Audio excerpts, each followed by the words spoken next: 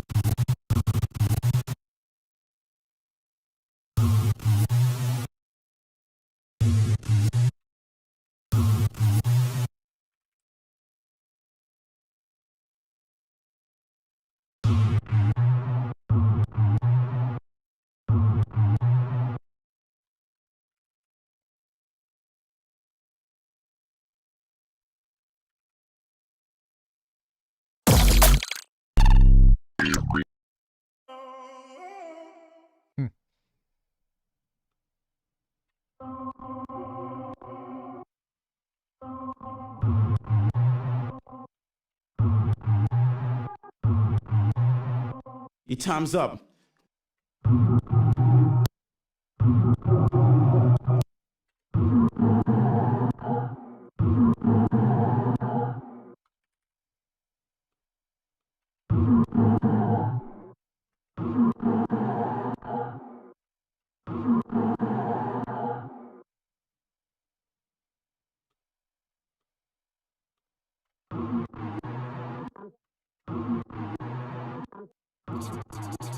Time's up.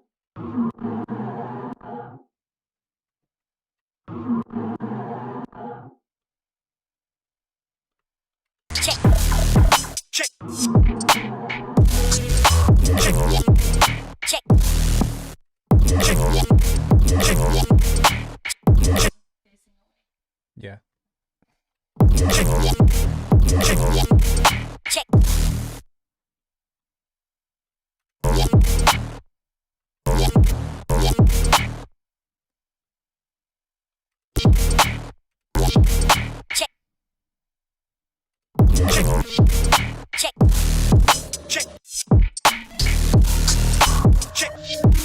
check, check, check, check, Yeah, I really only use oscilloscopes for like kicks and snares. check, check, check, I guess also monitoring my mid side.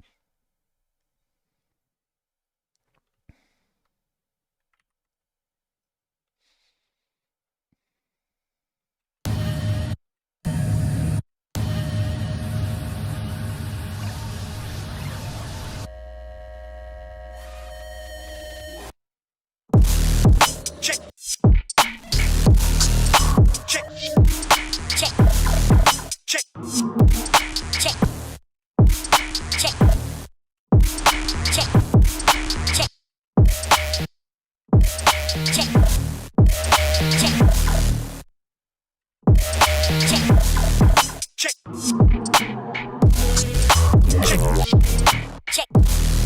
check.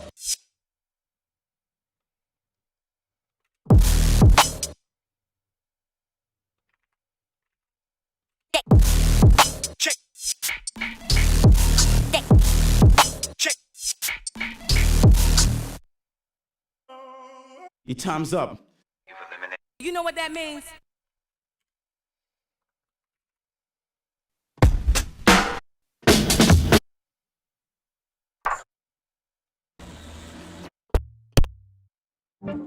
Yes. I do. Well, the kicks and snares.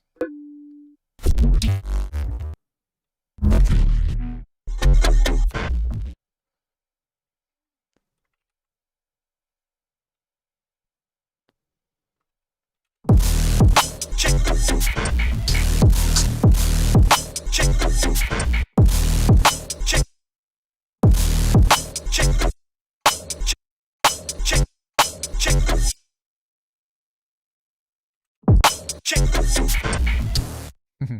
That's kind of cool, actually.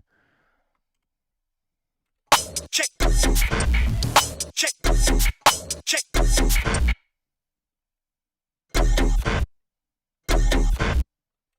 Check. Check. Check. Check.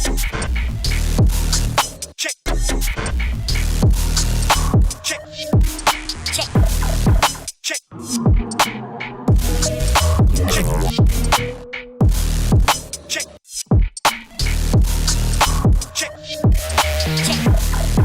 Check. Check. Check. Check.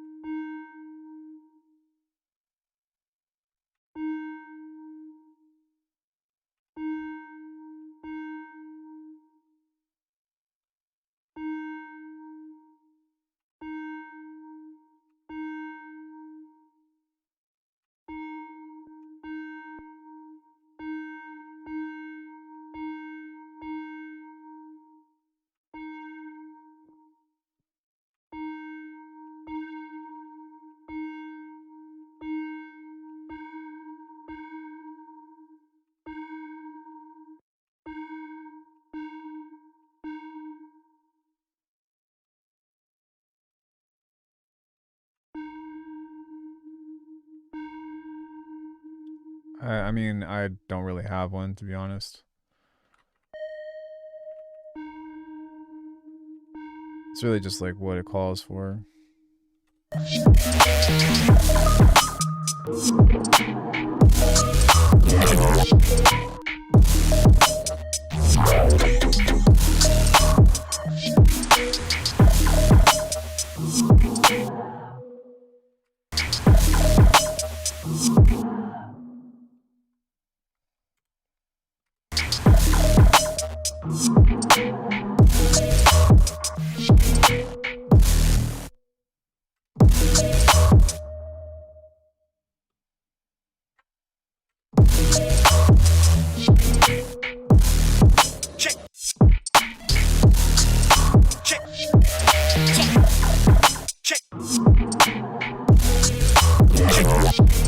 check, check, check, check, check, check, check, check, check. Check.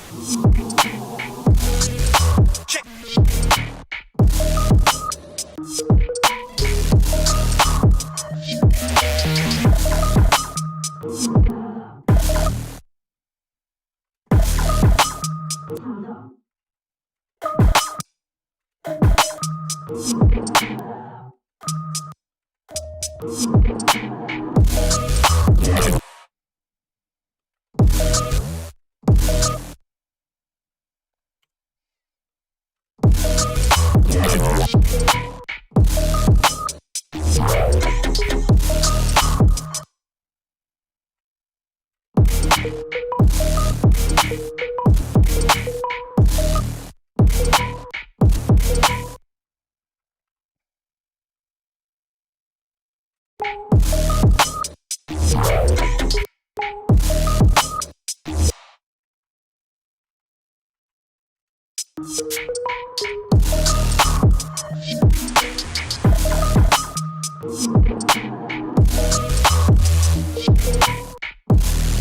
Check. Check. Check.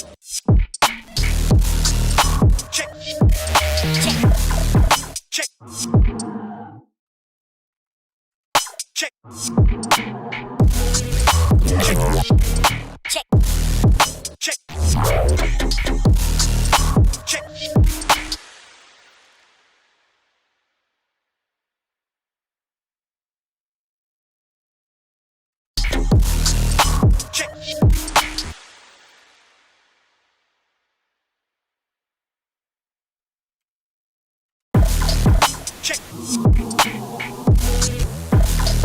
Check. Check.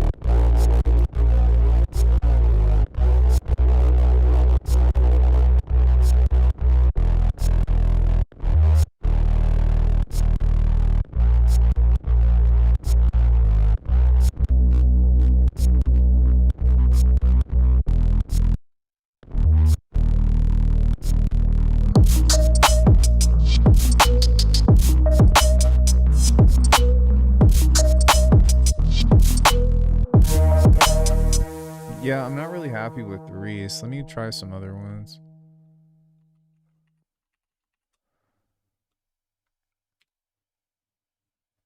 I'll give myself like 5 minutes to design a sound, unless if it's like modulated bass. And if I can't figure it out, then I'll just grab something else.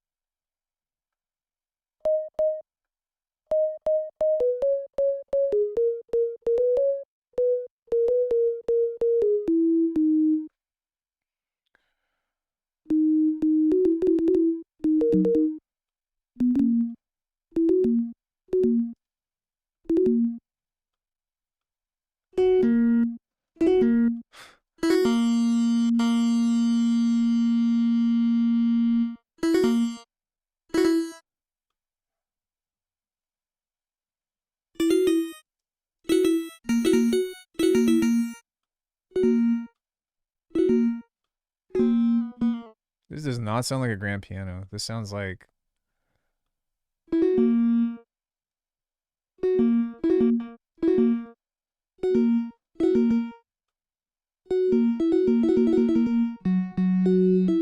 the fuck?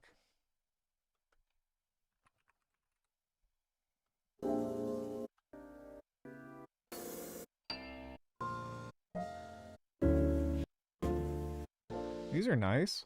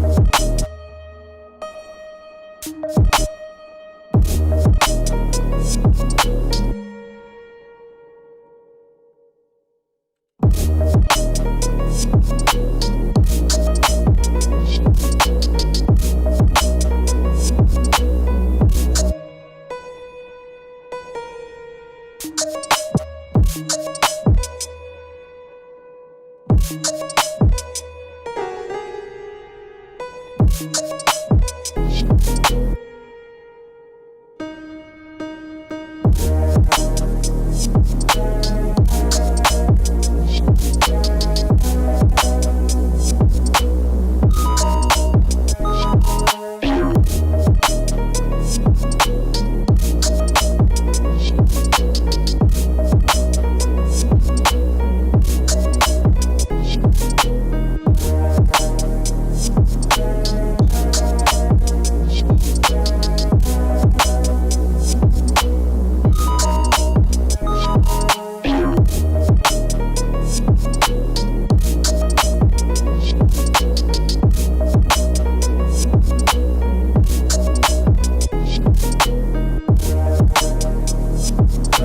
for my capo.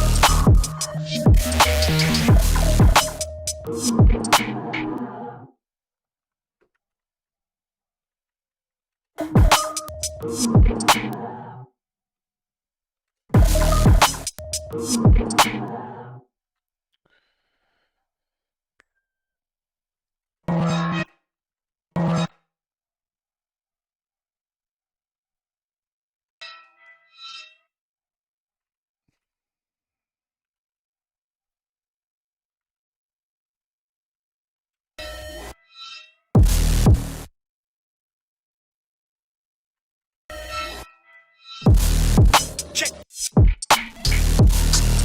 Check.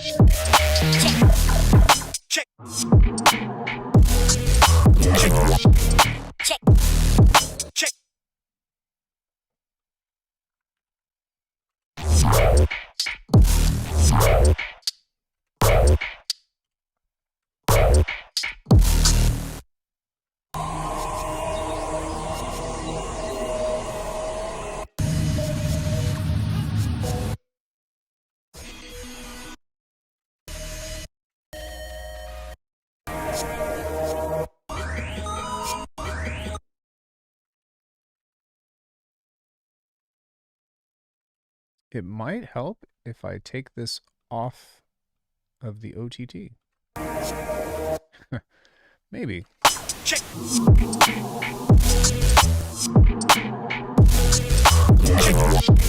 Check. Check.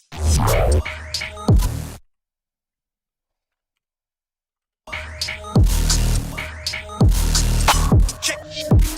Check. Check.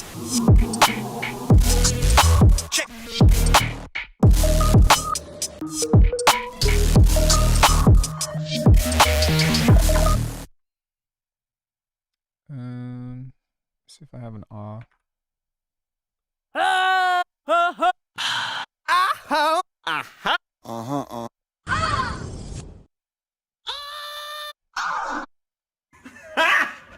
Got him!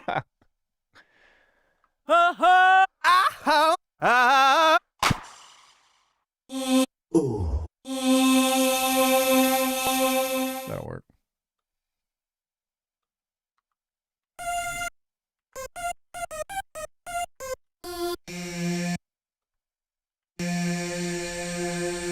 Aw, man.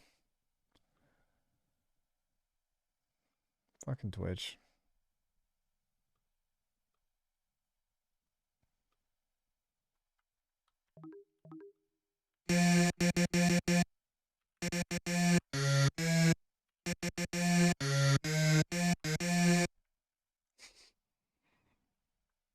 Anyone?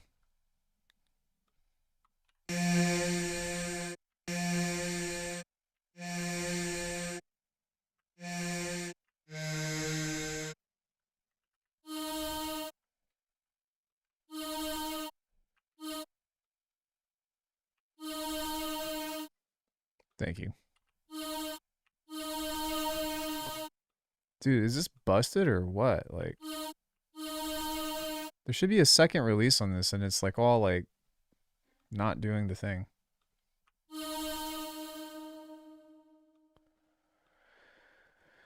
Why you gotta be so broken?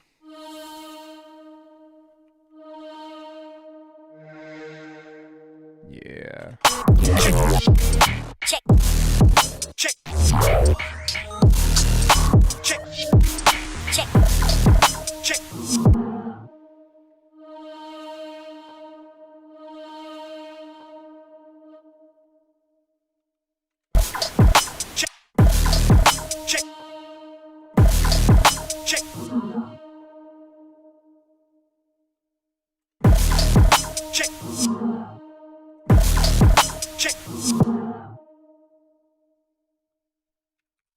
Check. Please. Check. Check. Check. Check. Check. Check. Check.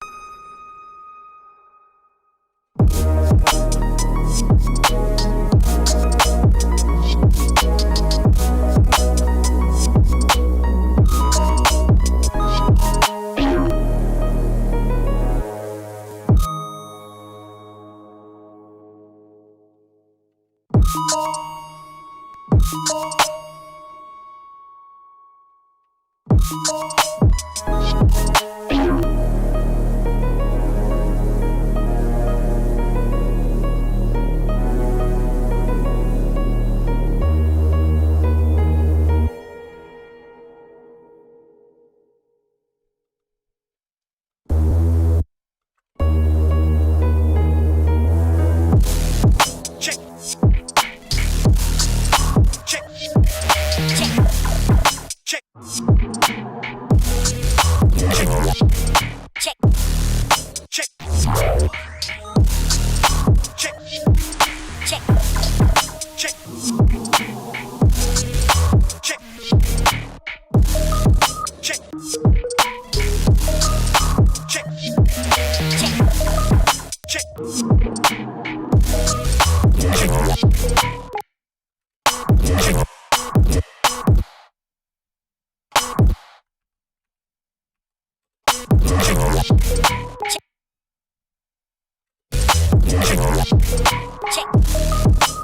check,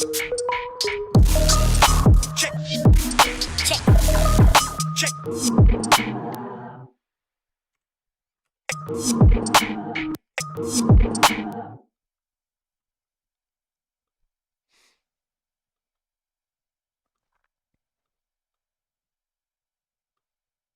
Bro.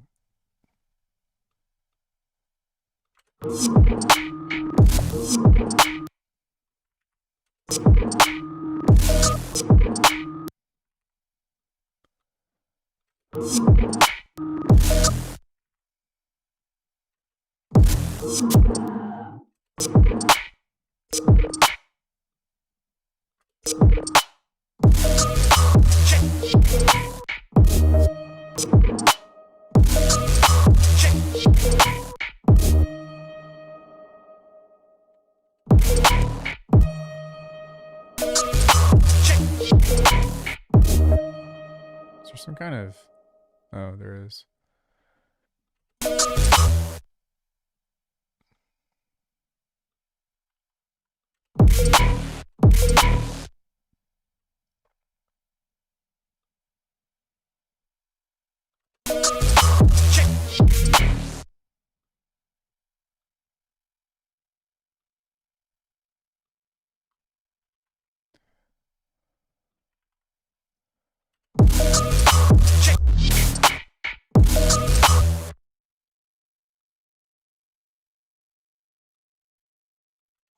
Check. Check.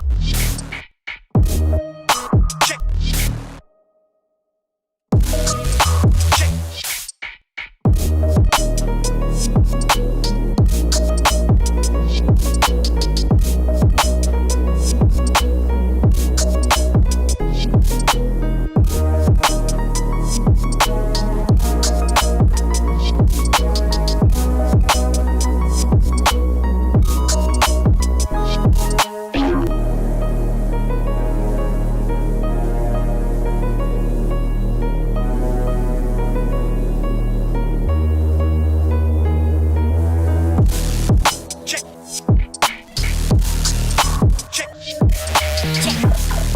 Check. Check.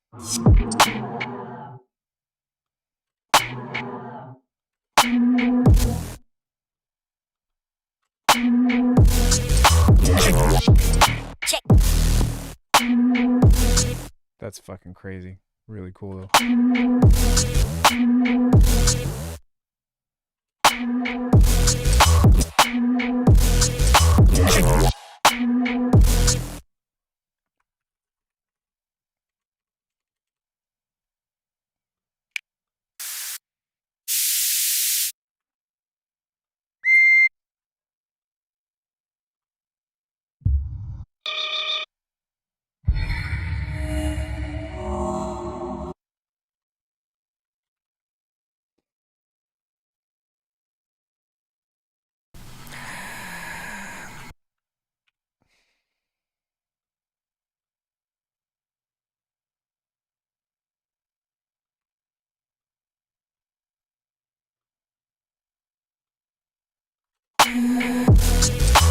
check, Check. Check. check, Check. Check.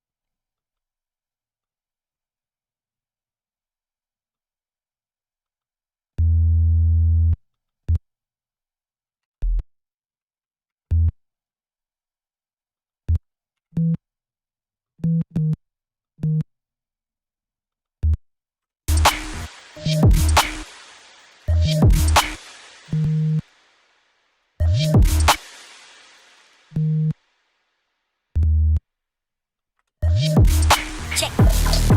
check, Check.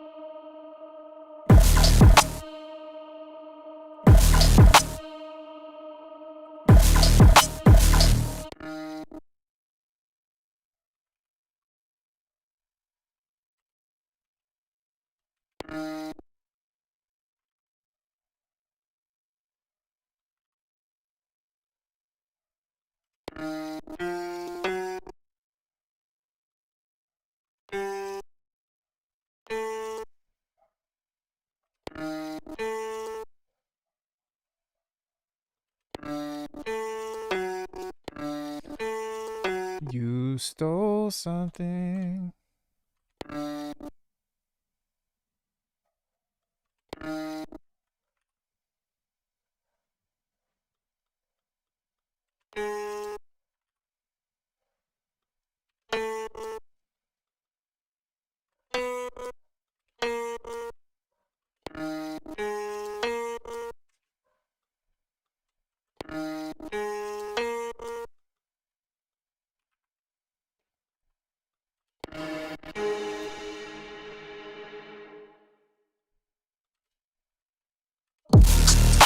Check.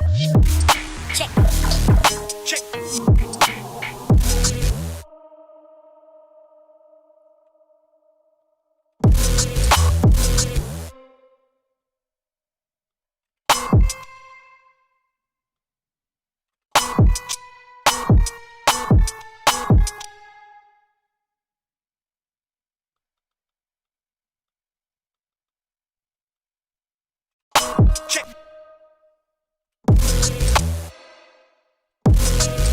Check. Check.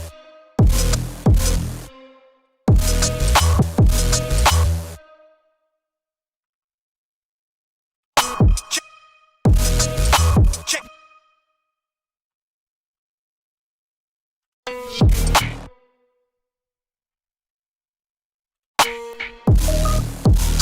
Yo, what's up, Check. man? check, Check. Check. Check. Check. Check. check, Check.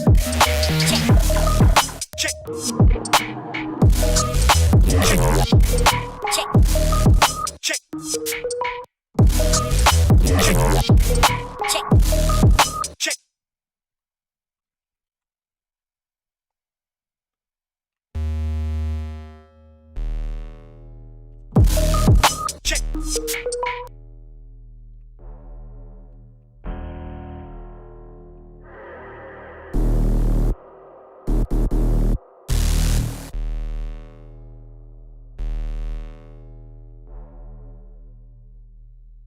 Where did the other?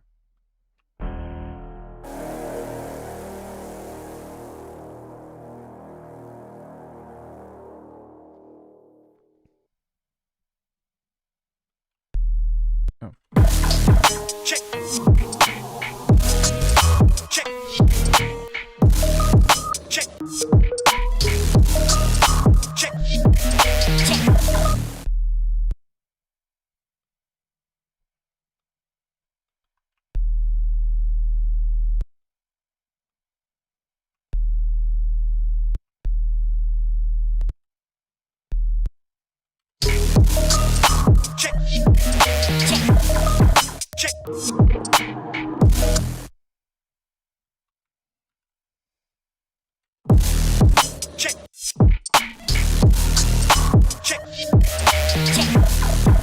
Check. Check.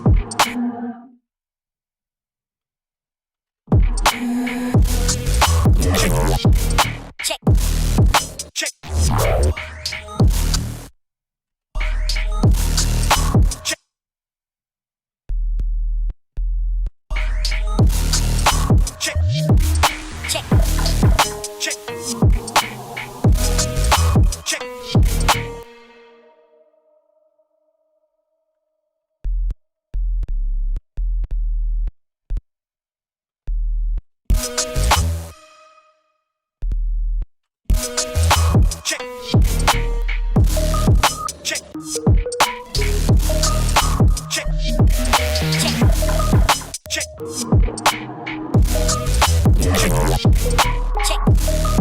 Check. Check.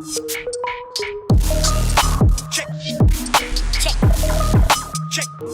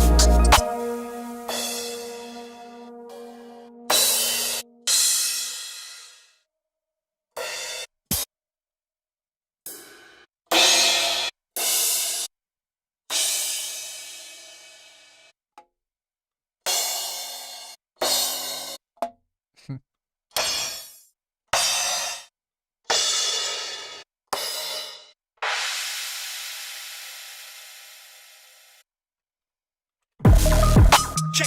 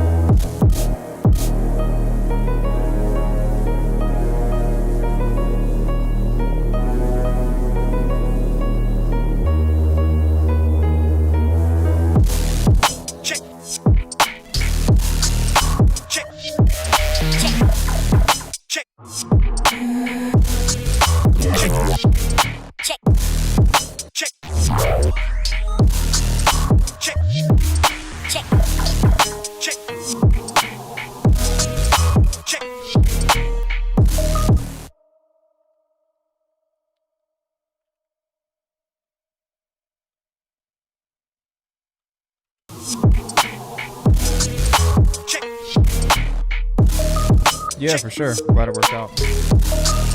Check. Check. Check. Check. Check.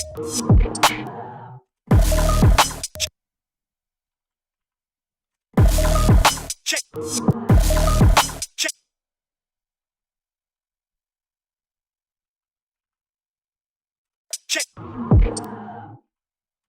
Check.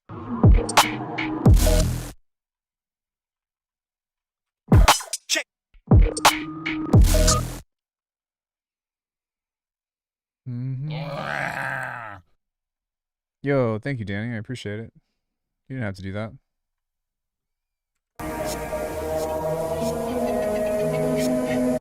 Thank you, man. It was very kind of you.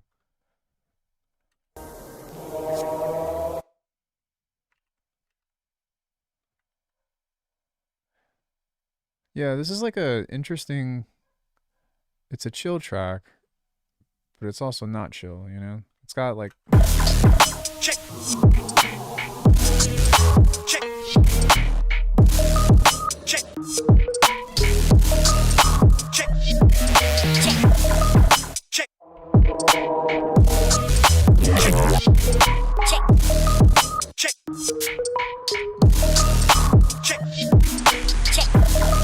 Check.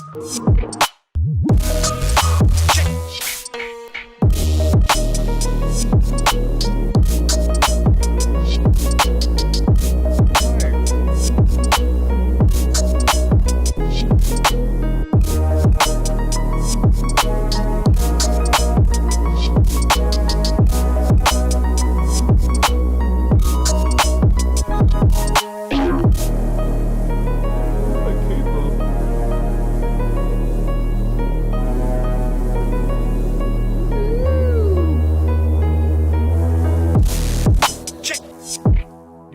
something cool. Look, if I was on a roller coaster, I'd be like, woo.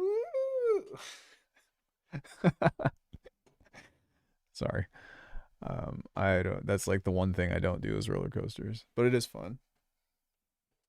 Woo! Bet you never seen that before.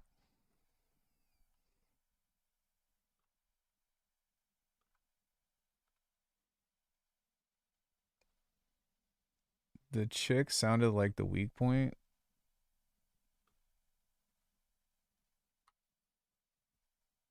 This was a question? What was the Oh, what was the question? Check is fine. Like, what was the question? It didn't pop up in chat.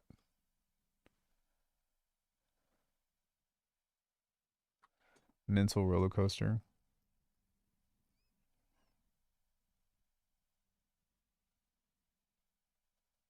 Also, it didn't post it in the... I just got here. I just got here and I'm already throwing suggestions. Welcome to the channel, chef. Yeah, I know. But yes, I will. Hold on. Yeah, but what did the question say? Because it didn't, like, it showed up on the alerts, but it didn't show up in chat, and that's why I didn't see it. Oh, that was the question? Notch filtering?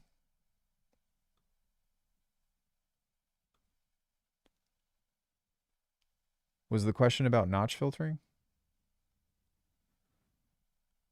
Been here for a bit. Not long enough.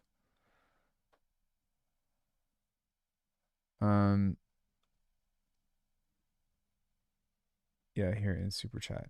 Yeah, like I said, I'm really sorry for whatever reason my chat is not showing that. Yeah, see, like right here, it didn't post. It usually posts the question of whatever this was supposed to be, but that didn't show up. So I'm sorry. Okay, so notch filtering. I mean, in the context of it, I don't care. The the context of it depends on what it is that you're trying to use it for, right? But it's meant to be a sweep to either cut out mids or to provide movement.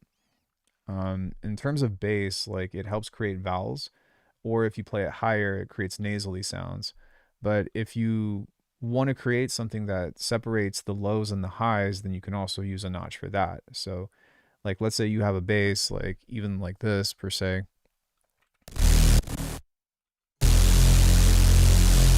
Right? If you have a notch filter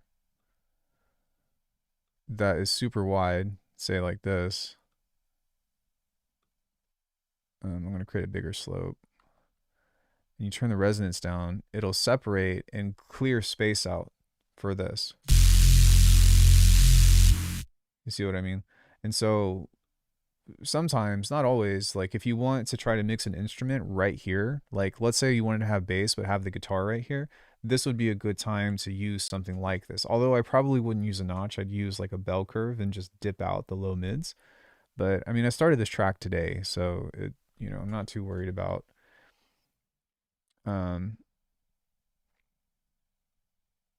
not too worried about all of that other stuff. But yeah, I mean, and then of course in bass filtering and all that, it, like pull up any bass that I've ever made, it almost always has a notch or some sort in there.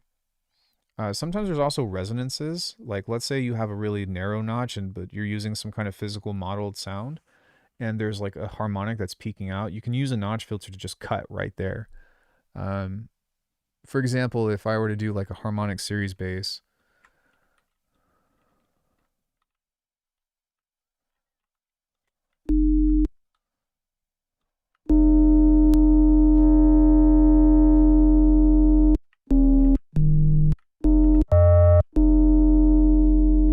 something kind of like this. If you look at what's going on here, there's going to be two main harmonics that are popping out. So you have this one, and then I guess I did too much distortion, but okay, let's just pull off of this. You see this? So sometimes using a notch right here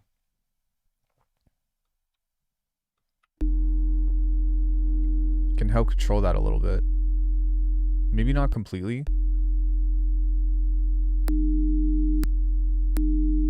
You still hear it. You should be on headphones, by the way, or like a decent speaker system.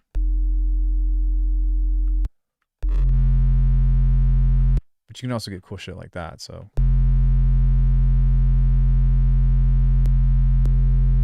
It's still there.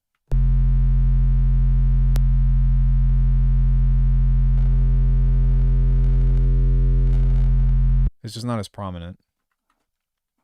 It's really hard to like almost completely remove whatever frequency you're trying to get rid of, but through stuff like that, you can get some interesting movement. And then of course, if you were talking about in context of bass design, doing this here. Hold on one second. Sorry.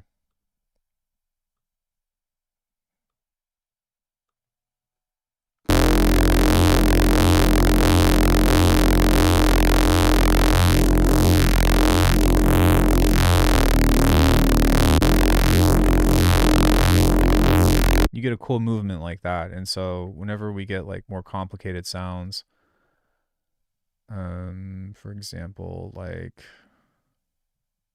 I mean, shit, any of this stuff, you know, like there's a bunch of notches here. And when you start trying to make like vocal sounds, then you can get more stuff like that. And a lot of it is attributed to the notch filtering. It helps just kind of clean it up a bit. You know what I mean?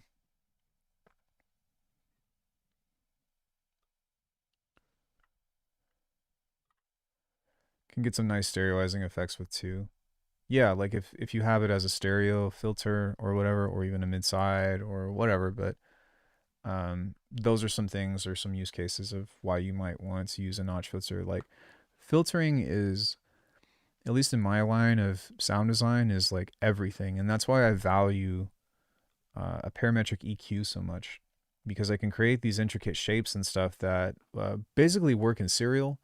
They're not parallel. They all work together and one pushes into the other, but it's streamlined in such a way that you can have a list like this and then just map a bunch of shit out.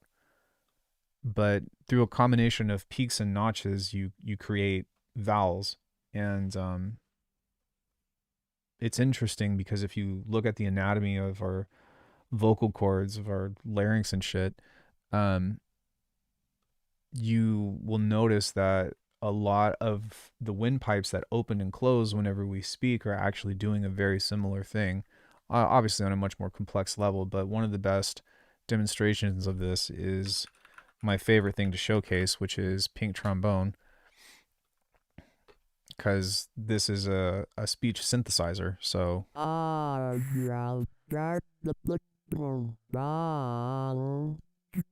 look at this. If you flip this upside down, what does this look like?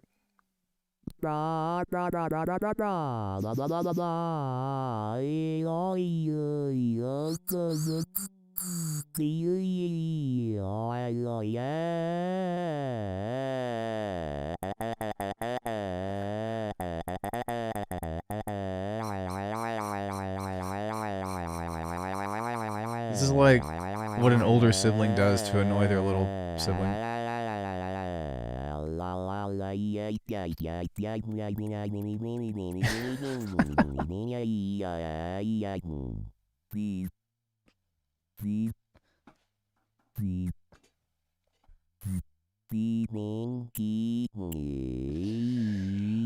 Oh my god, you guys, it's my favorite. That's why I love when people ask me about filtering.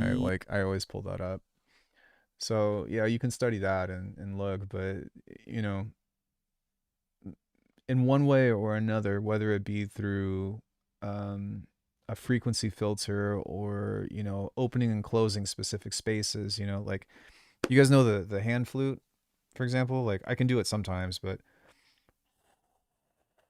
hold on, let me see if I got it. I don't think I have it. Let me try one more time. Thankfully, I have this sampled where I did it.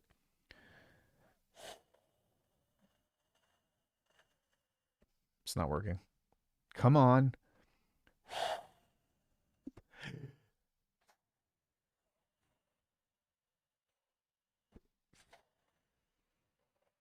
I shouldn't have to try that hard, to be honest. Let me try it this way. There we go. Okay, so even with that, like it's there's sound and pressure, right? And airwaves traveling through this tiny little opening that's my hand, and it filters out. And because the sounds are bouncing off whenever the wind goes through, it's creating a resonance, right? And that's essentially what we're doing, is trying to create a resonance with this.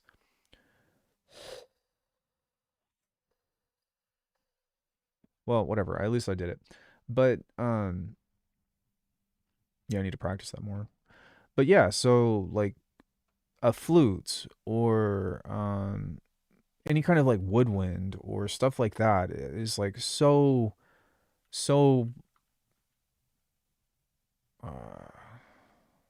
what is the word that I'm looking for? It's such a huge part of how the dynamic of that sound operates and how it's procured, you know.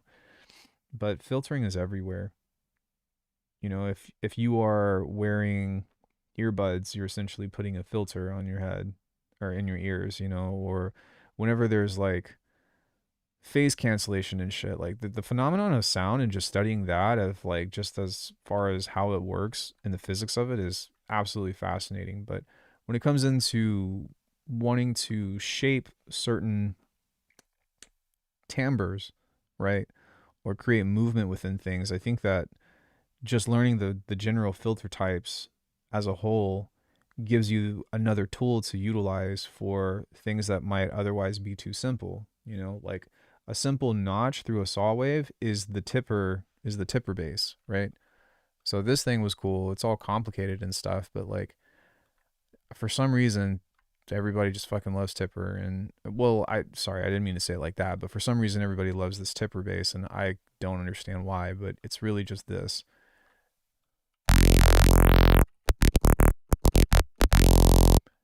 But you see, like, it's creating movement within the sound that's very distinct.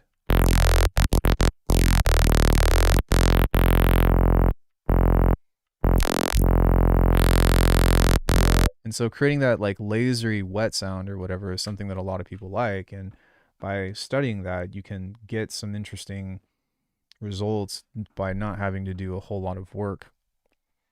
So yeah, that's the kind of neurobass that I don't particularly care for, but it is a thing. It does exist and people like it. So yeah, thank you for the donation. I'm sorry I missed the question. In the future, please type it out there, or you also don't have to donate to ask a question. But I appreciate it. But yeah, just make sure that you type it out too, so that way I don't miss it, because I'm not trying to leave anybody behind.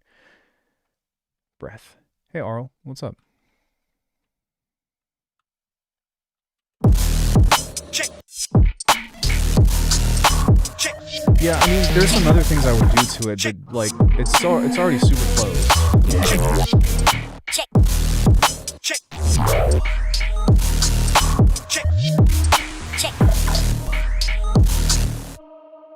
Where is that sound?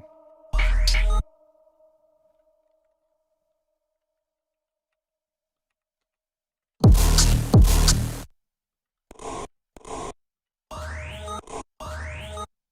think it's here.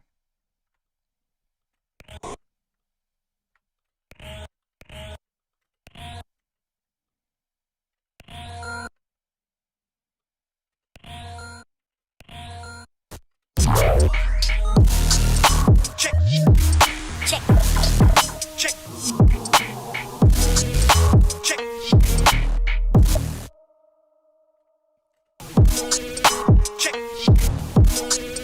Check.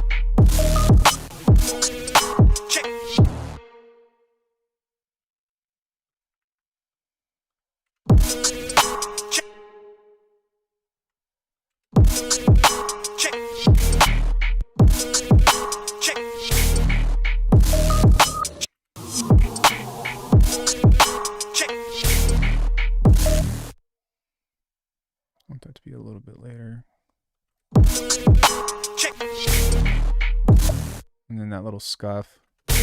Okay.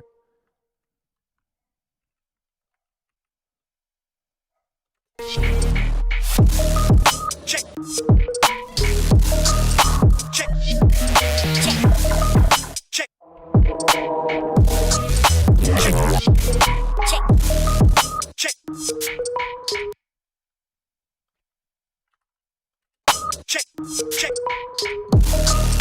check, check, check, check,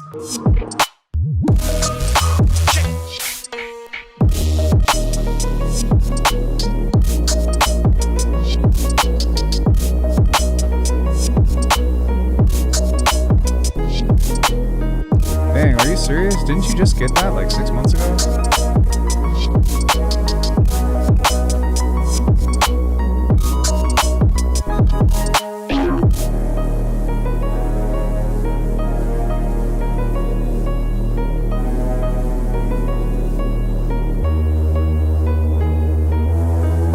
Dude, I had to send in my Digitone for that. It took like a fucking month too, and it cost me like $100 to send, maybe $60, but they fixed it. I think it's worth it. They also can send you a kit where you can fix it yourself, but I wouldn't recommend it. I'd rather just send it off and be like, hey, please fix.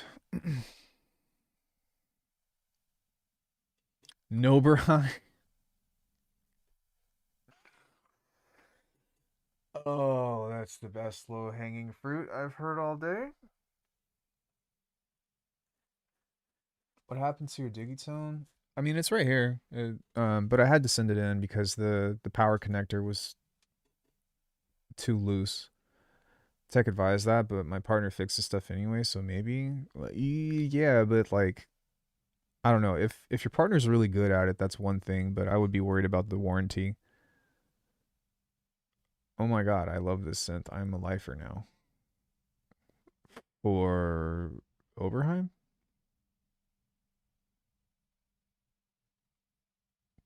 For what? Yeah, I mean it's very Electron usually has like very good builds for their units, but I mean, you know what I mean? No factory is going to be perfect.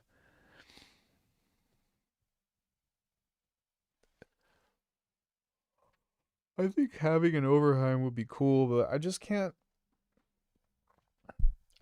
justify an analog synth that only does basic waveforms and has an analog filter drive. No matter how good it sounds, because I know it sounds good, I can't bring myself to do that. The Iridium Core was probably for me the best bang for buck because it does almost everything that Serum can do, minus the amount of effects. But now that I think about it, yeah, it's very similar to Serum because it's got 3 oscillators, and then you run it into 2 filters. There's a third filter that can also be like a different effect. Have I tried guitar pedals? Yeah, I've got a microcosm and a Zoya pedal. I have a little, it's right next to me, but I have like a little hardware setup that I fuck with off and on. Most of the time I just do sound design on it, but every once in a while I'll download all the packs and stuff that I have onto the Digitact and then make Neurobass and stuff on here. Um, and then what's it called? And then like sample everything into the Digitact and sequence from there. But it's hard. It's very difficult. There's so much control that I need to make music like this that if I don't have a mouse and keyboard, it takes me forever. As I can swing it. I mean, we also have a Poly D and Minilog extended. Yeah, I 100%. I'm just saying like I'm just saying for me personally, like I can't justify it. I do love hardware synths and I love the tactile feel of them. And I think that everybody should get their hands on something like that outside of just a MIDI controller, something that I can actually make sound that is a lot more simplified with like very imposed limitations. I don't necessarily feel like somebody should spend like $3,000 on.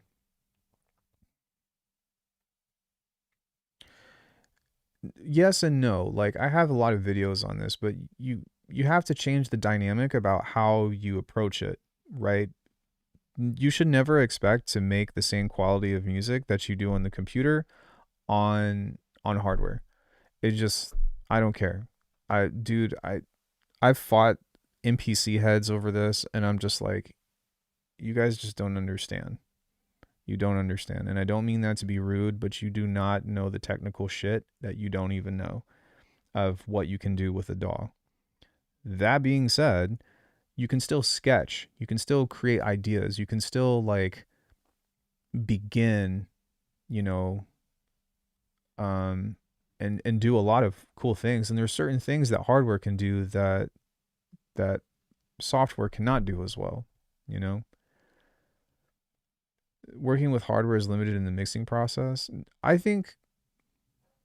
don't think so, because you can like spend a bunch of money and get everything that you need, right? And like have a bunch of compressors and whatever the fuck it is and all that doodad stuff. But I think for me personally, you kind of have to let go of, yeah, of like control over dynamics and control over certain aspects and really focus on songwriting. But that's the whole point of hardware to me, is focusing on your songwriting. You know what I mean? And it's kind of cool because if you think about it that way, you still can make cool sounds. You still can get like, for me, I think I can do like 80% of the sound design that I want to do in hardware. But you scale it back and then it strips you away of a lot of other stuff. And it's like, okay, well, now you need to figure out how to, you know, let your creative and compositional skills come out and challenge that aspect, knowing that you can't fucking throw OTT on everything, knowing that, you know, you can't have these cool cuts and like these push and pulls or whatever that I'm doing. I guess you can, but it doesn't sound as heavy because of, I guess, because of the process that I throw these sounds through. Does that make sense though? Like you can still get some really cool shit. It's just, you have to be, it does. It needs an OTT a lot of the time. But the cool thing about the Digitact and the Iridium Core is they can both resample. So I can send everything through the analog heat and then resample it into back into the Iridium Core and then do more processing. So like when it comes into making basses and all of that stuff, I can use and maximize the amount of filters that it has, rinse it, and then put it back in and then do the filtering again, you know? Well, no, I mean, I get that it's a joke, but it's also not a joke because I've been looking for an OTT hardware solution, but people don't really make it because floor noise is a much bigger problem in the world of hardware, where it doesn't exist in digital realm unless if it's emulated.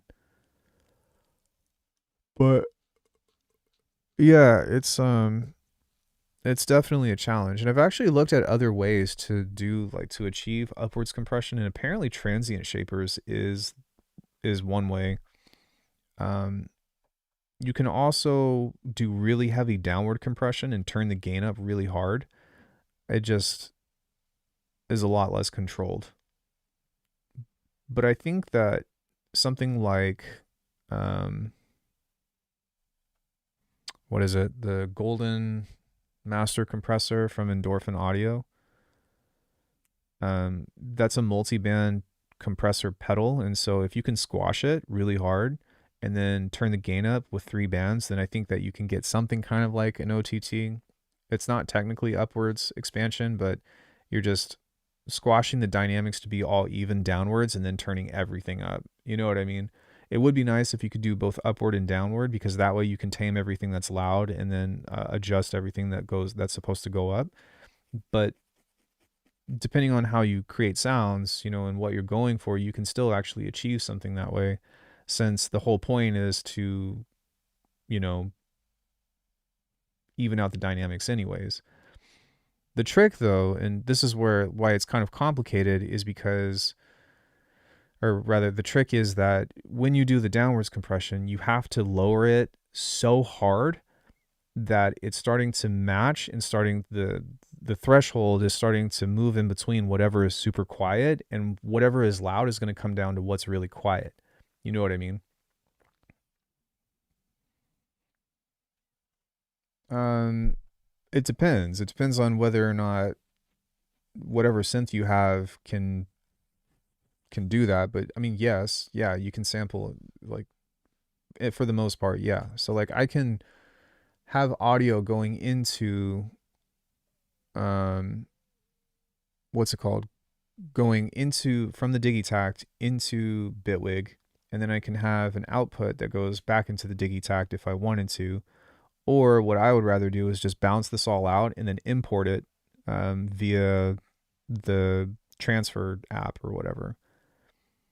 Like there's a lot of different ways that you can do it. It's just whatever you prefer. Like I don't know if you'll remember or not, but before I had everything on my desk and it was all routed from Bitwig to Bitwig back in to where it was like a cyclic system. And it was cool for a while, but I got really claustrophobic because I had no desk space. And this is a big ass desk, but I literally had no space whatsoever. I find that I tend to value real estate more than I thought.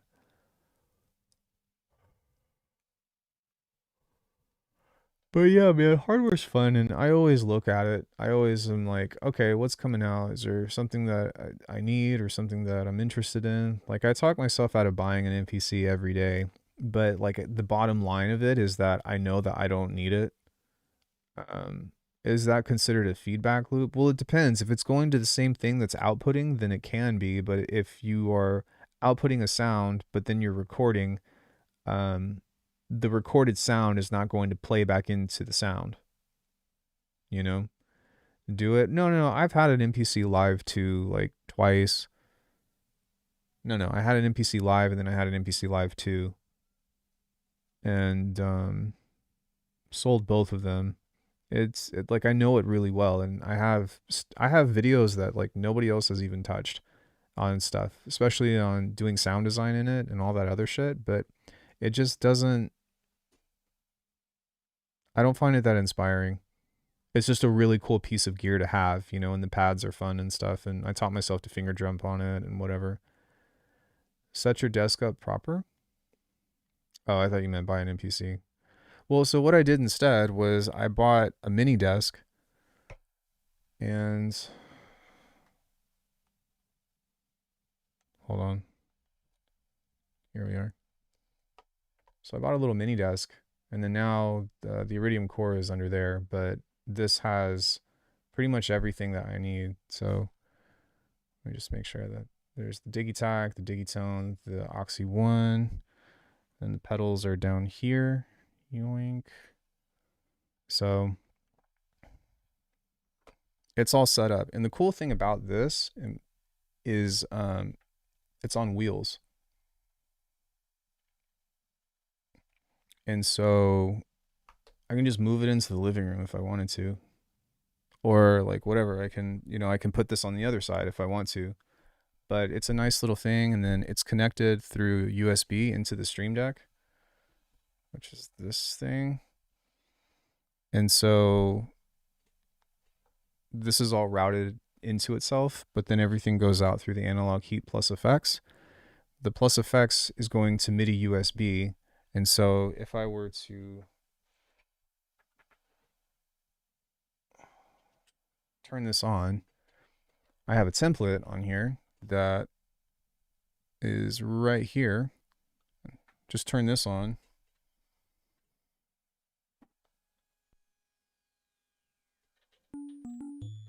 And we're good to go. I was working on a neuro patch yesterday.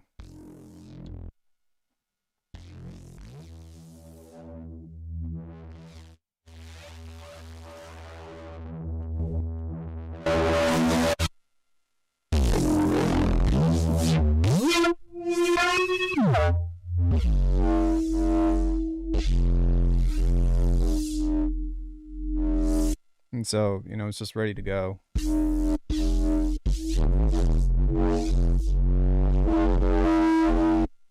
Pretty sick. So yeah, it all kind of just goes in here if I want it to.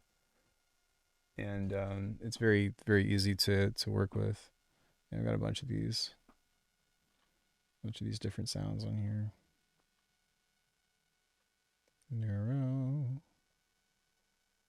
Got the chugga.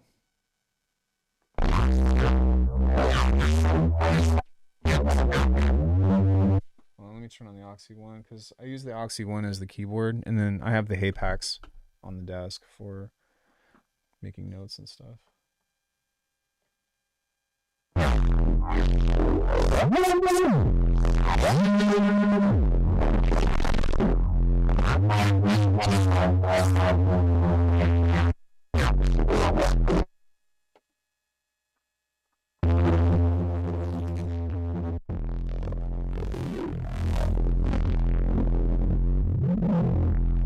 on. It's really distorted, but it's very quiet. So let me make this a little louder, and then I can back off the distortion.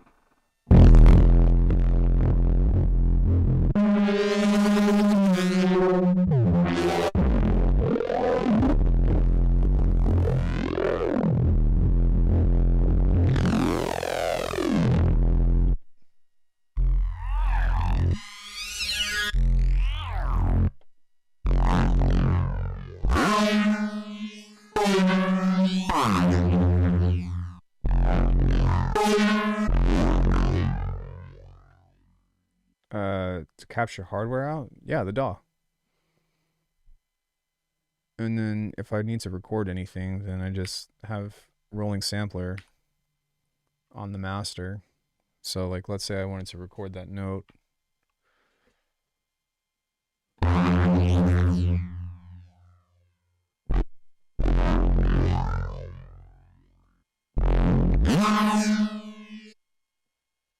I go, okay, that was cool. Yoink. And there you go. I just came out with a modular hardware like sample pack for free. It's on the website, and that was all done with all of this stuff. It's got some cool things in there. And then the Digitone is also going into, so the way that this is routed is the Oxy one goes into the Waldorf. The Waldorf goes into the Digitone. The Digitone goes through the pedals. That goes into the Digitact. The Digitact goes into the analog heat. I'm probably going to change it up at some point to where everything just goes into the Digitact. Or wait, was that how I wanted to do it? I don't remember. Something like that. I was going to switch it up to where it was more integrated within itself, but yeah.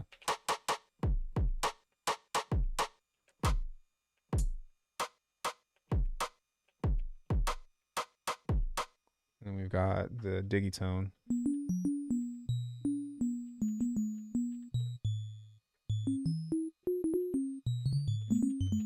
And so the way that all of this works is the Digitact handles the drums. The Digitone mostly is for like technical percussion, or you know, anything that's like weird and like wonky. I've got 16 tracks of that. And then I use the Oxy one and the Iridium core to sample melodies and basses that are sequenced by the Digitact, because I usually don't play it live, if that makes sense. But it's pretty fun because you know, you have this system that keeps revolving around itself, and then like once I have an idea, I can just resample everything back into the Iridium core and find my glitches and stuff, which is how I get like textures like this stuff. And this stuff, which helps me fill out the track, you know, just different things like these moments or whatever, these like little resample things. And what's cool about it is because sample locking is a thing, you're not stuck on the track to just one sound. And so if you create a complex sequence that's like, let's say 8 bars, or yeah, that's like 8 bars long, 16 bars, or you know, whatever, then it's you can make each moment unique. And so in theory, the technicality side of it is solved, but just the vibing and the actual expressing myself and like coming up with cool ideas that I'm actually happy with that sound okay is really, it feels like a skill set of its own. But the other cool thing is, like I said, if I want to like resample or whatever too, or like let's say I wanted to get some stuff from this into the DAW, like hold on, let me find some other presets on here.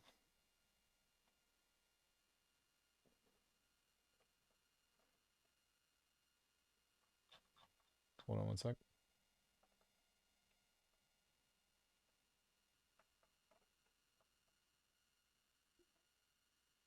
Yeah, like let's say I have a bell like this, right? So I can start to turn on the pedals.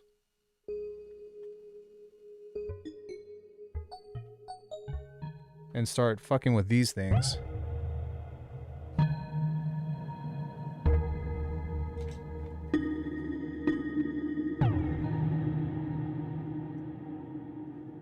I just can't see them. But there we go.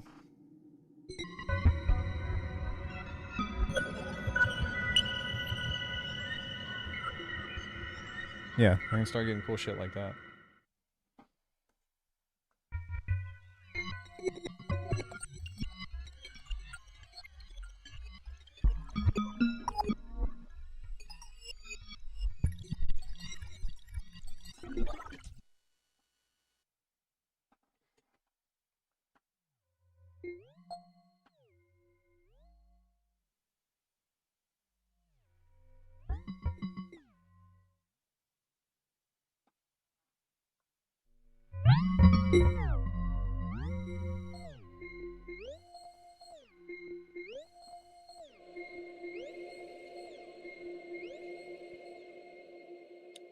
The microcosm and the Empress Zoya.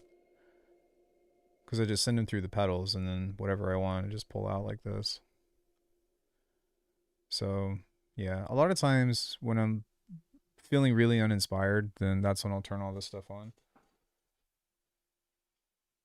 Because it just kind of puts me at odds end with sitting down in something that's like not a DAW and not looking at a major screen. Like there are screens on here, don't get me wrong, but you have to actually interact with the stuff in order for it to do things. And I feel like I need that. You know, I also have a guitar. Corey's piano is right behind me, which I usually don't play because it's, I don't know, it's her piano and it's sacred. But I can if I wanted to. But yeah, like doing physical shit with music is really important. My friend Brian gave me a shaker. This thing is so fucking sick.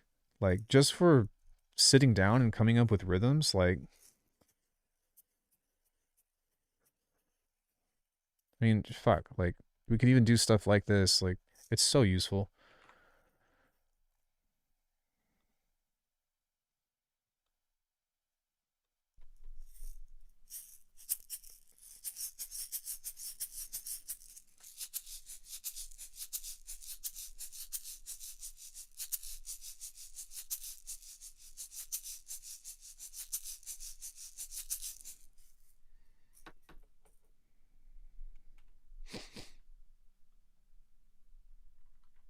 Okay, cool. Now we got a shaker loop. Yeah, agreed. Yeah, hi-hat loops or like cymbals or you know what I mean, things that you can clang and like create cool rhythms. I mean, even if like you have a condenser mic and you're on a table, right? And you have like a pen and a fist, like there's so much cool stuff. And actually Chi has told me a lot of about a lot of fucking songs that he wrote like that. check,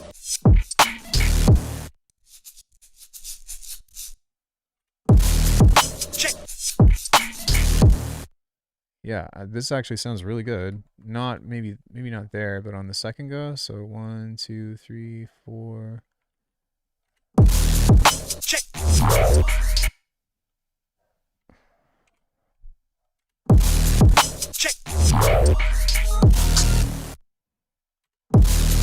check, check,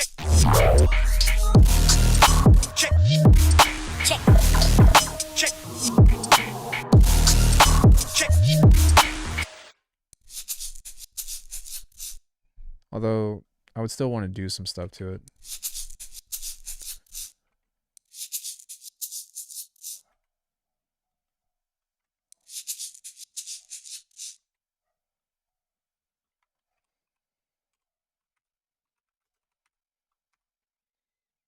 Like a ring mod. You have a kick and snare pattern and then play hi-hats after you settle into the accents and groove in a physical way. I prefer to do it the other way, personally. I would much rather like have a tempo, right, or a BPM or something, and just have it play on the one, and then do whatever it is. Because once, as long as I know where the one is, for the kinds of rhythms and stuff that I like to do, I can be as fucked up with it as I want to. But when you have a kick and snare pattern, you always try to play along to the kick and snare. So the beat becomes about that, where a lot of times I don't really want it to. I want it to be about the little moments of individual pieces of silence.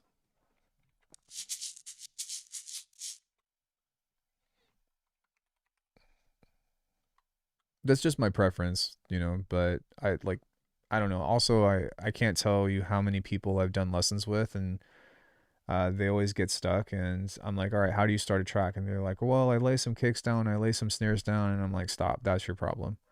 You're probably not like that, but you also have an extensive background in training and theory and all that.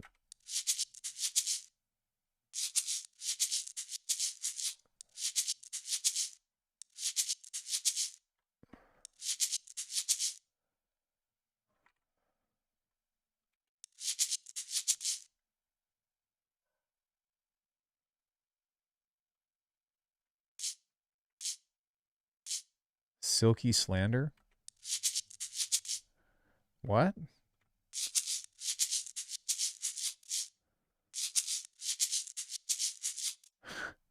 What?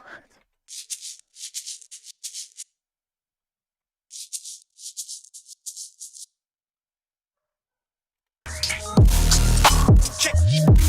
Check. Check. I hear you. It works better for more static pocket hip hop patterns. Check. Yeah, that's fair.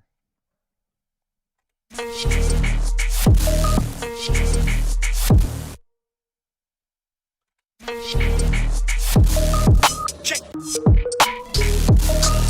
Check. Check. Check. Check.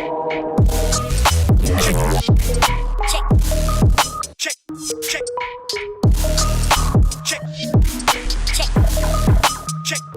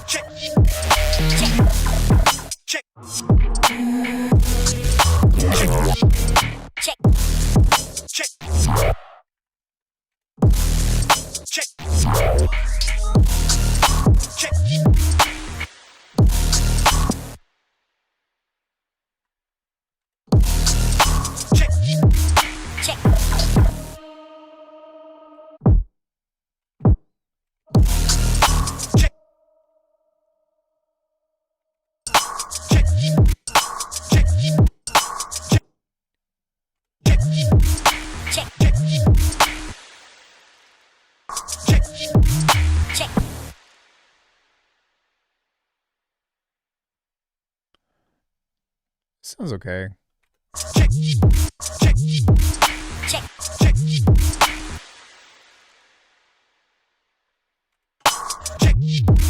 Check.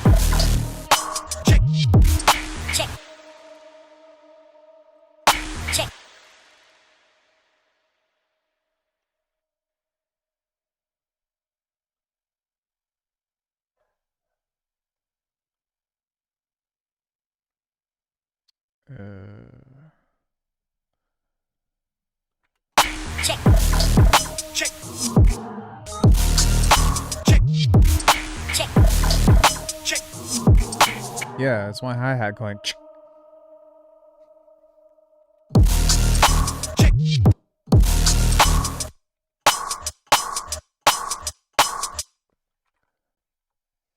See, like, this kind of stuff needs to be... check, check, check,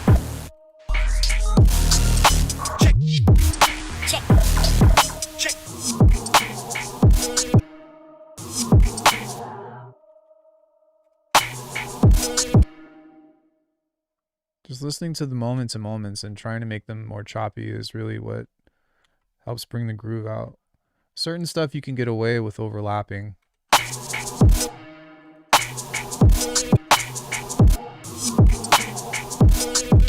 check, check,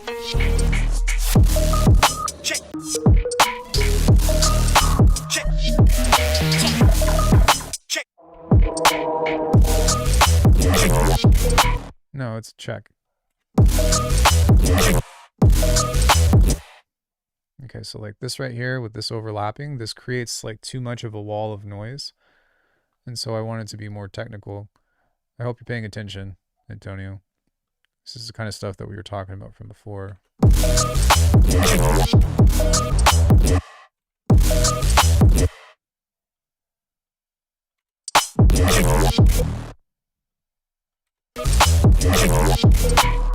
See how eliminating some of those overlapping sounds, it created those push and pulls, because it's a bunch of sounds that are being thrown at you, but when it usually stops, so that way there's room.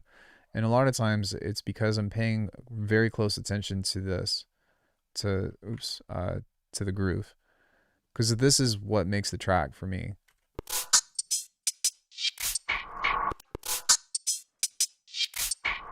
Like if I were to sing this track, I would try to beatbox the drums, like the,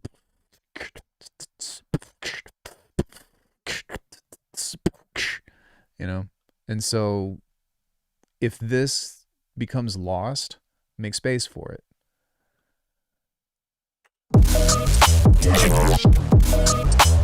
Or have a moment to where now this is like, I'm just going to place that right on the kick. And instead of me doing a little sound to try to maintain the groove, I'm just going to do like a fill. So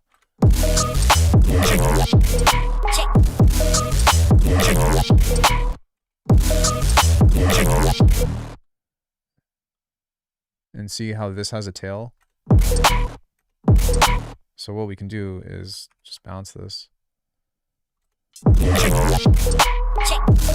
And now it's so much cleaner. Check, check. And another thing is stopping and pulling off just before the next moment. Because most sounds, especially if they're in MIDI, have some kind of tail, otherwise they click, right? So for this, if I can be like, it's super clean when the kick comes back in, because there's not overlapping sounds. It's really it helps reset the palette for your ears. Check, check, check, check,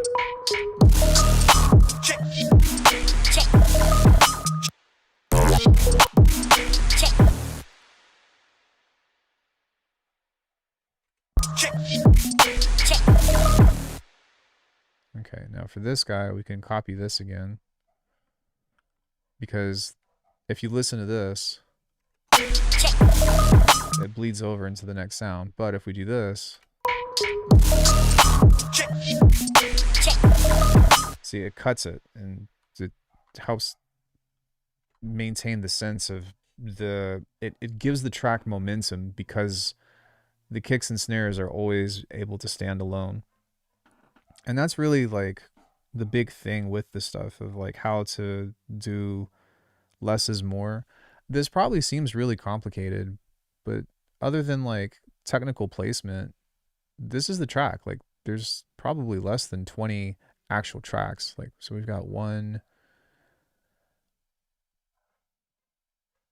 2, 3, 4, 5, 6, 7, 8, 9, 10, 11, 12, 13, 14, 15, 16, 17,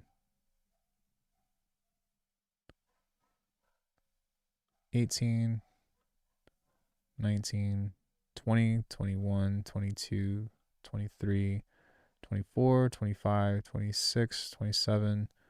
I don't even know if this is doing anything, but 20, we'll say 28. And none of those are all going off at once.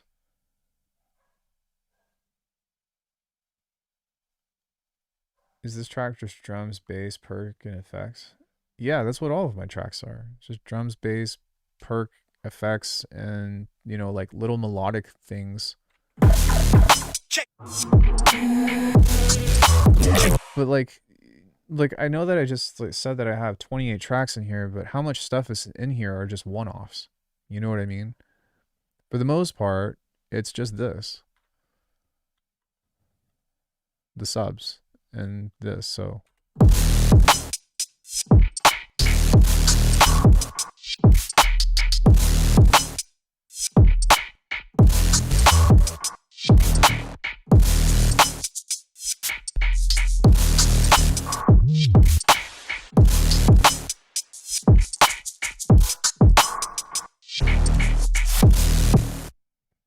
no, there's not lots of layers. There really isn't. This is not a very complicated track at all. Compared to this song, which I always bring this up because this was like 150 tracks. IED.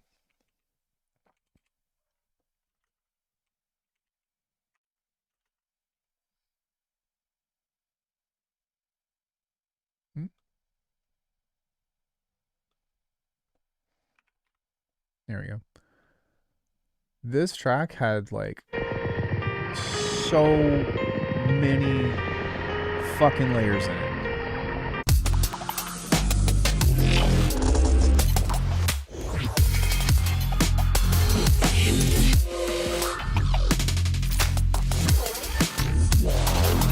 Like you can hear it. There's so much shit that's going on, and I think I pulled it off in a way that it still sounds good, but there's so much.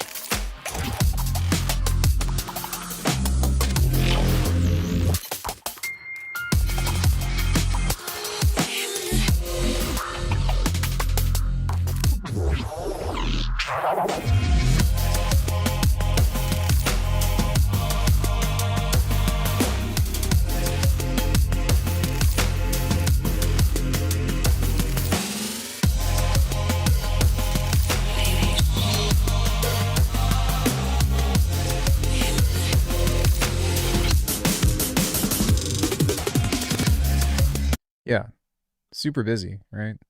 Whereas this stuff, like, it's a lot more focused because you can pay attention to the individual layers that really define the groove.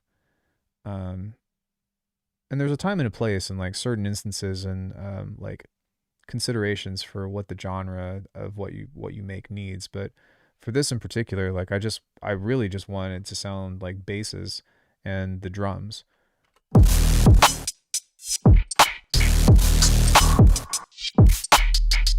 But you see how much more negative space there is, and so it becomes so much heavier to be able to listen to. I mean, also my production has improved, but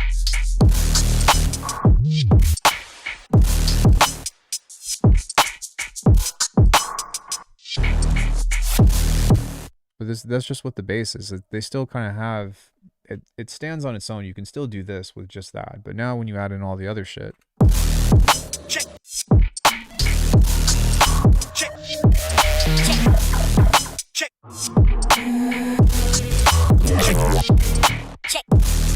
Check. Check. Check. Check.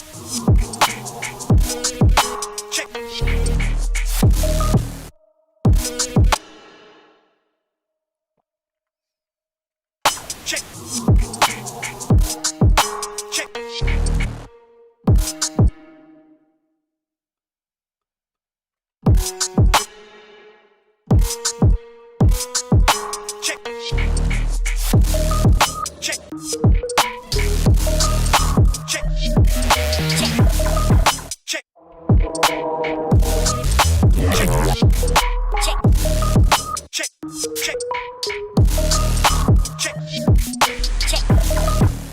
something different, you know, each time with this would probably be good as well. So like maybe not doing like bang every time.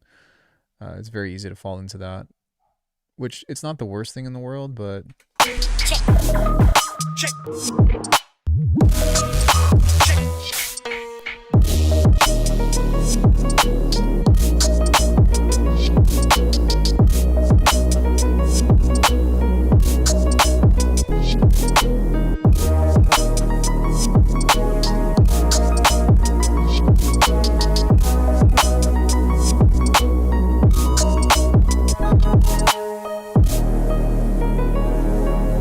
negative space, man. Like I do. That is probably like the number one piece of advice that I give to people about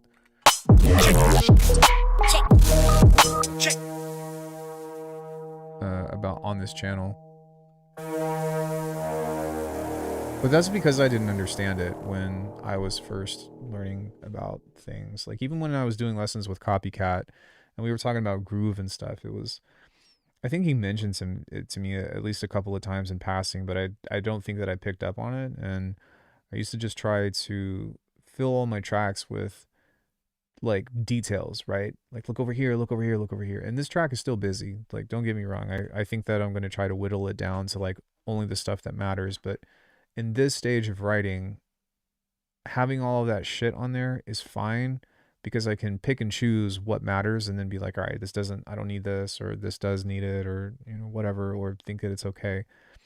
But in the final product, being more intentional with what kind of phrasing you're doing on stuff, you know, what kind of phrases you're trying to create. And it's really fun and it's really interesting. And, that's really what it is making a clear call and response. Like you're not trying to blurt out a sentence, you know, you're trying to pace whatever it is that you're trying to say. And a lot of times I tend to favor having like little cool fills and stuff like that, because it provides syncopation to a rhythm. And like the base of it, or like the foundation of the track is, you know, the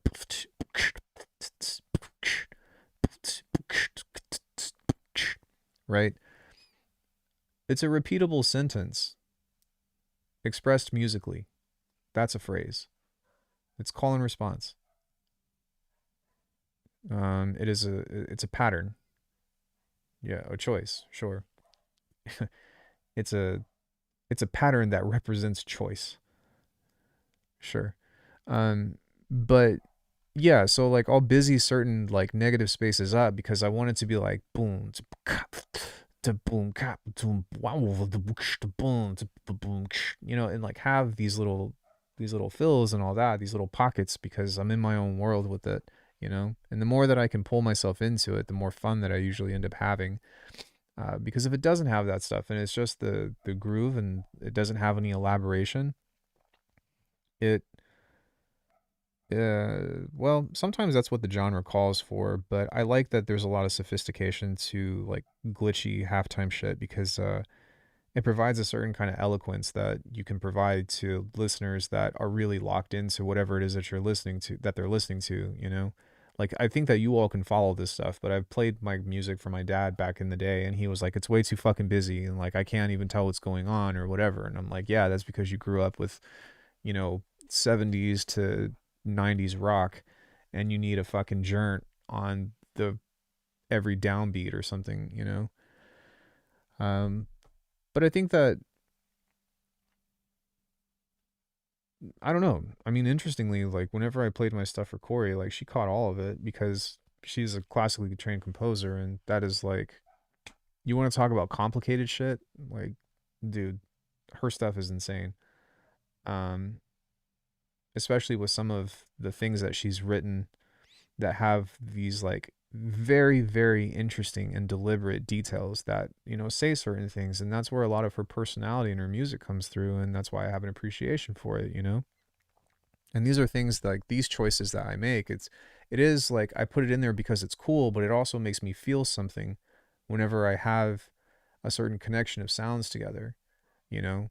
So like, I don't know, let me find a moment. Check. Okay, so like the check, right? Like I don't know, what's this fuck? Bones McHollow is giving me shit over it, but I have something that's a vocal placeholder there. Check, like it's it's something that's like a hip hop staple within that, and that leads into defining the groove of where the call stops and then the response comes in. So like I said, it's a very deliberate choice. And then when you have that, like it's a very, you're establishing the fundamental or the key of the track. check,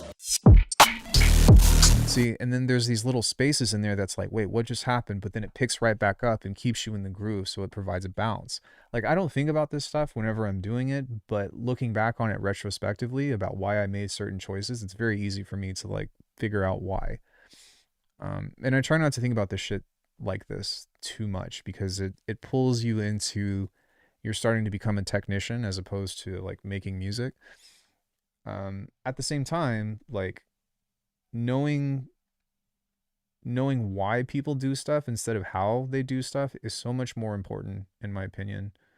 Cage and I had talked about that a lot, especially on the interviews that we have on the channel, and I would suggest that you all go watch those. But yeah, it's everyone's always like, how do you make this bass? How do you, you know, how do you do this? How do you whatever? And he was always like, well, why do you want that?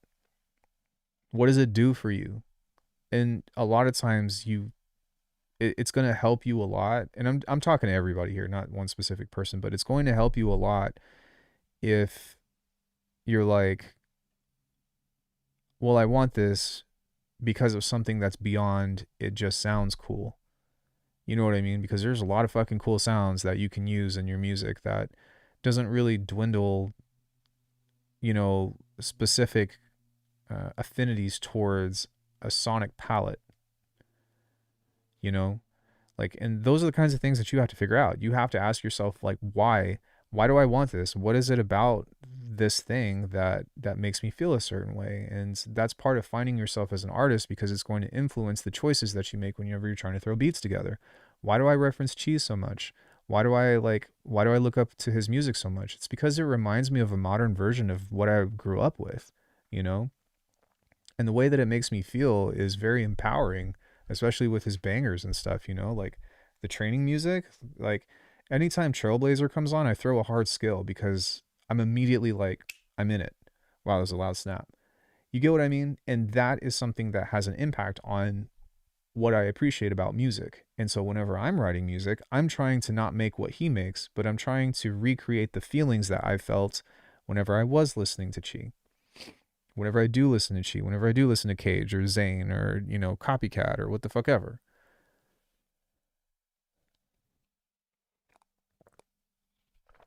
And so,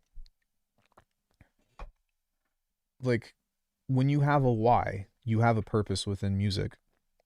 And it really helps give you a guiding light on what you're going for, as opposed to, oh, I'm just going to open the DAW and make something about anything, you know?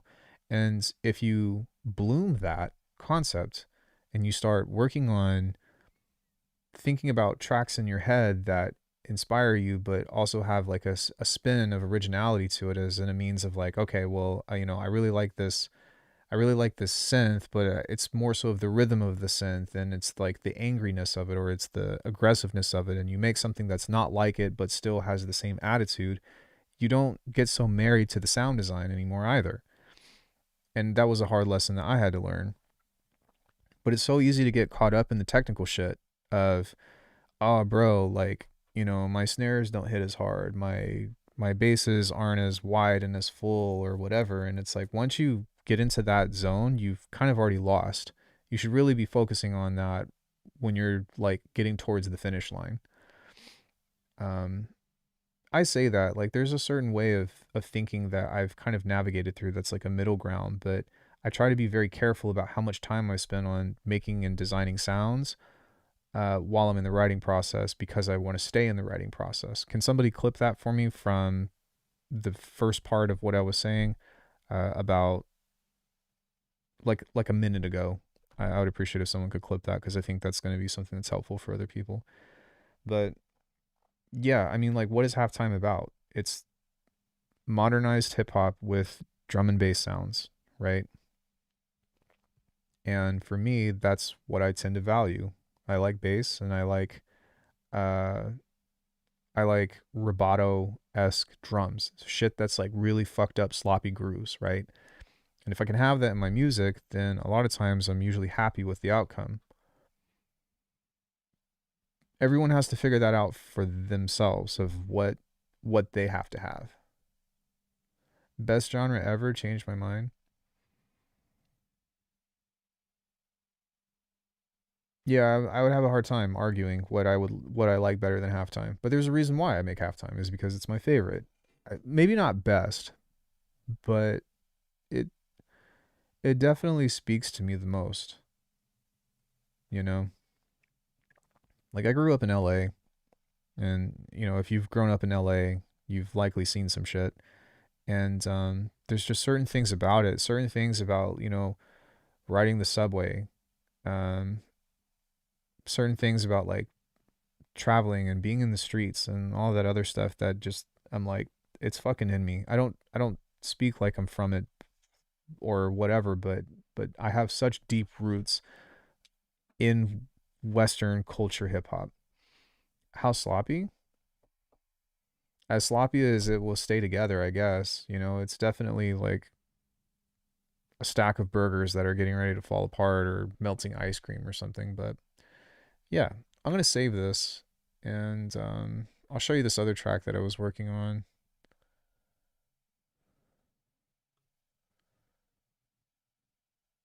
The track that's coming out on Saturate at the end of February is also pretty fucked. But I think Pastel was what I was looking for.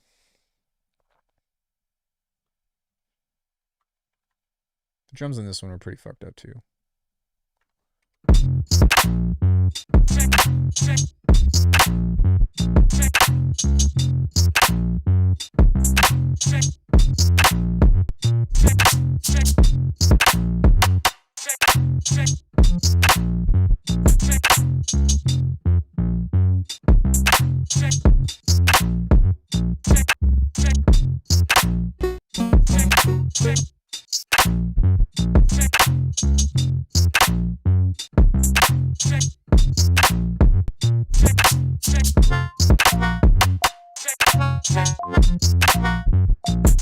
The other sounds are a mock-up of, but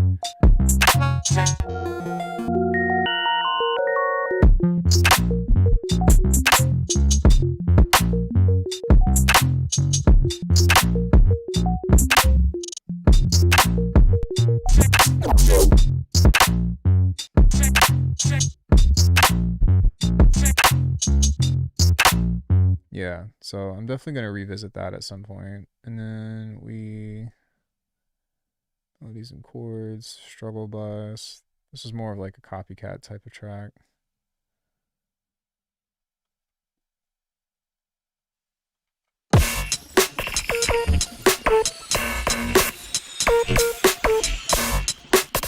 I still need to write a second part to this, but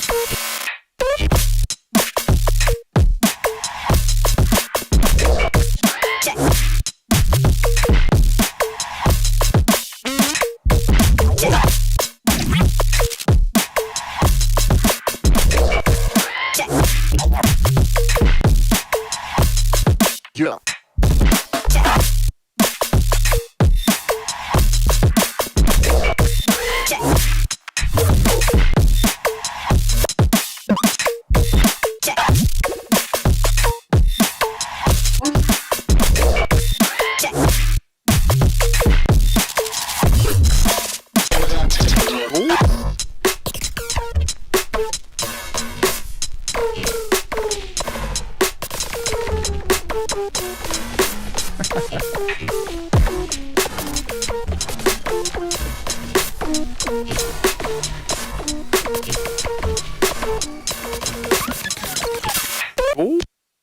yeah, so that's a really fun one. Um,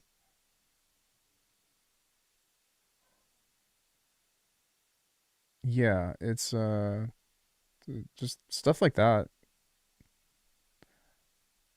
Probably one of my favorites is Dim Lights. as well. When the percussion comes in, it just is like, ooh, that's nice.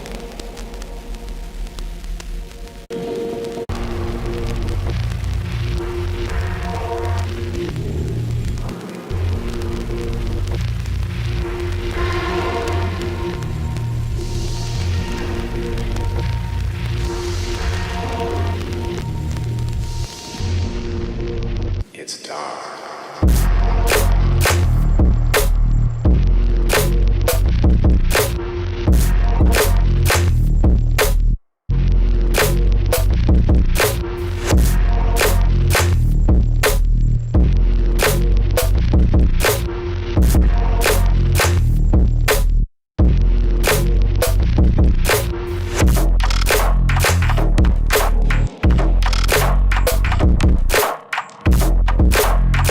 So cool.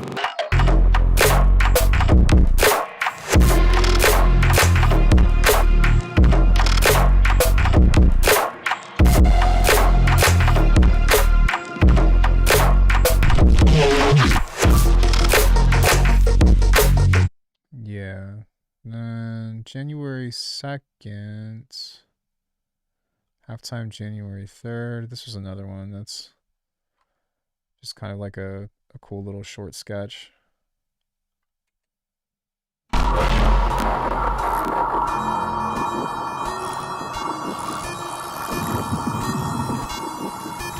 Stupid melody, but whatever.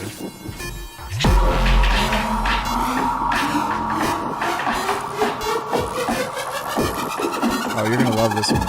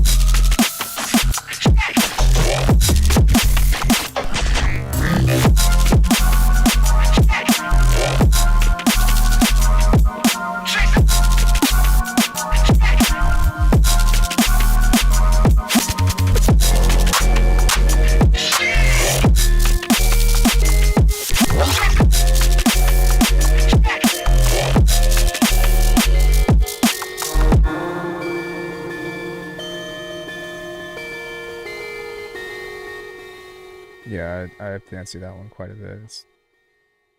It goes pretty hard. Trying to think about some other good stuff. I mean, also like Hard Won Nobility EP. That one has a lot of cool stuff. Trying to think about if there was anything else that I wrote recently that was pretty interesting.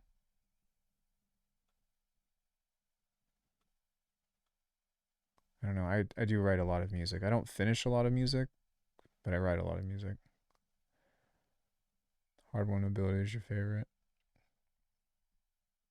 Oh, this track is like just in how would you say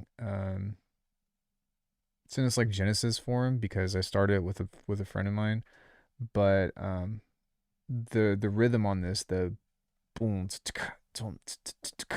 is like really fucking cool.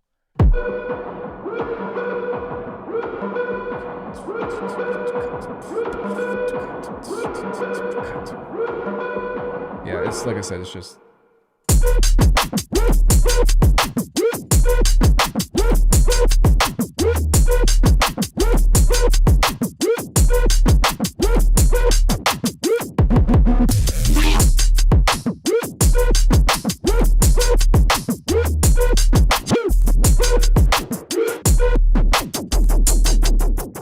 yeah, I'm excited for that one. I think like I said, it's just a concept, but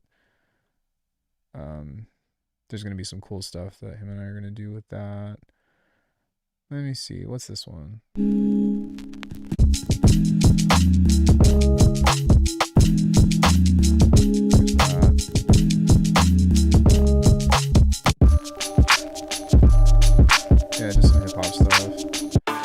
This is a Yu-Gi-Oh remix.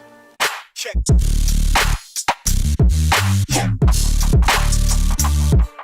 Let's see, there's also this one.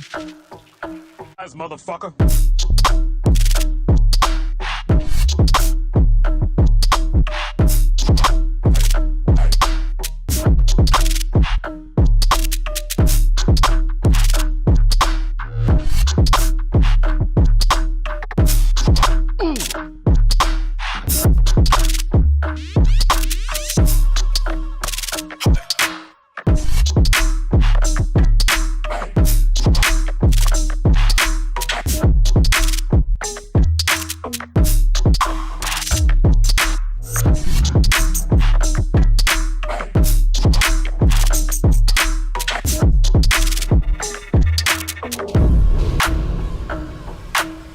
Yeah, so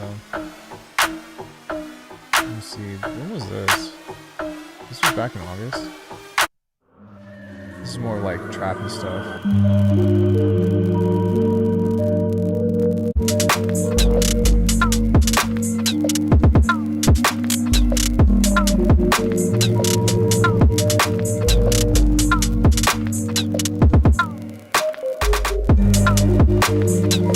I love that that's out of key. I think I noticed that and I was like, I don't care, I still like it.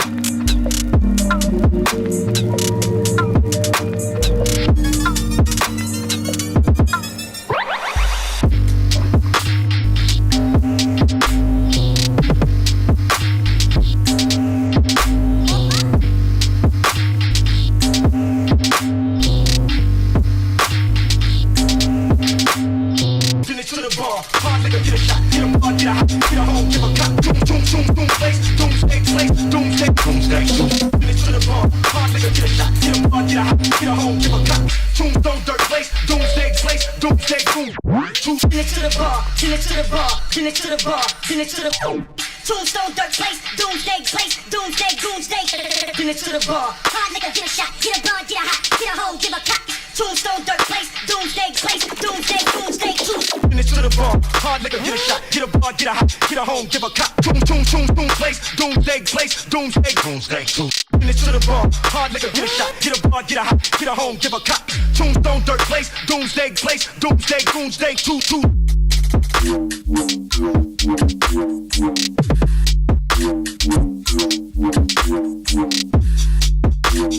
Yeah, this one was fun.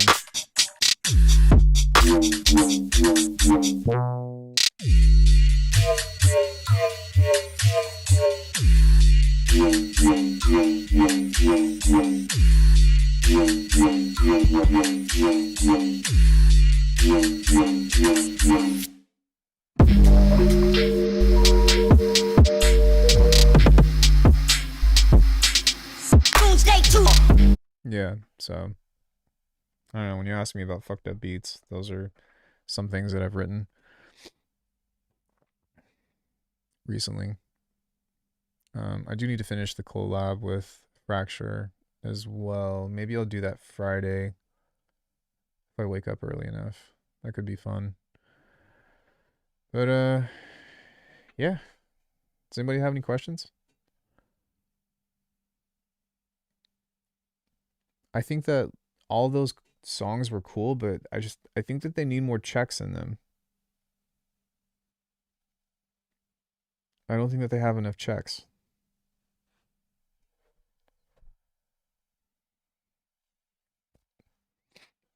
Check.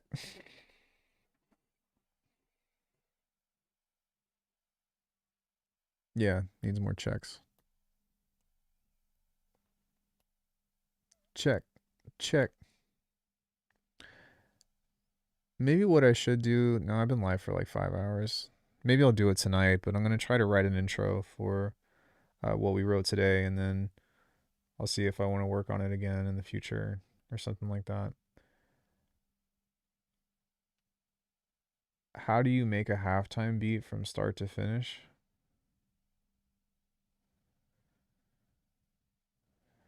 Are you joking? Or are you serious?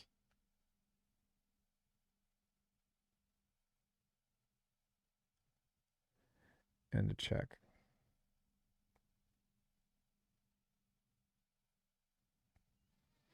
By the way, everybody make sure that you have, bro, obviously. No, it's not obvious. You ask me questions like that all the time.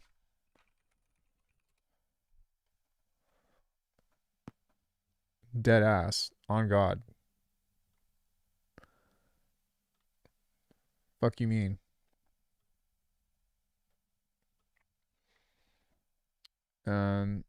Yeah, everybody make sure that you have gift subbing on. I'm gonna count to 10, and then I'm gonna gift sub. Membership gifting.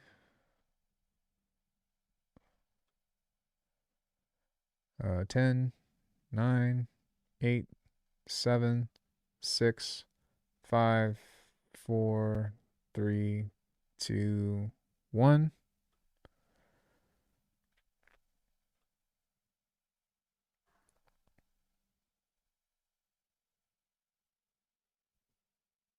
Let's see. Oh, Greedo. I haven't seen him in forever. Don't Oh, steal! fuck. We got a cow. That means I have to gift Don't another one. steal! Yeah, anytime we get the cow, that means that I gift another membership. GG. All right, hold up. We still have 5 more free ones to gift. So let's do that. You ready? Marius, O'Henry, Schneider, Ricky. Yeah, cool. Okay, here we go. And then I'll gift one more. Because we got the cow.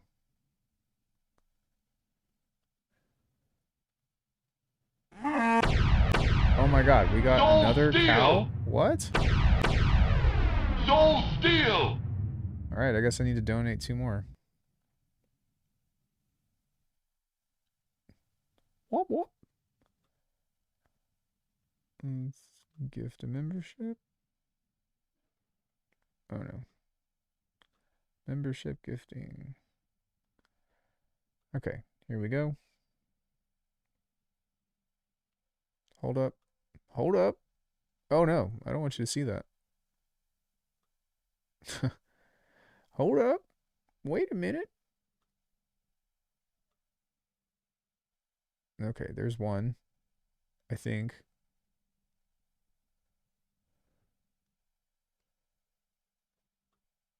Did it do it?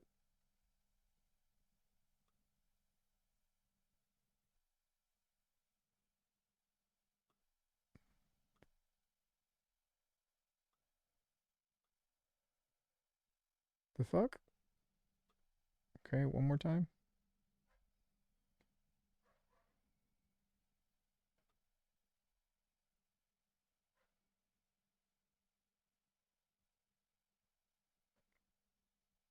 Okay, there's one. There we go. There's 2. Don't steal! Are we gonna get another one? Where is it going?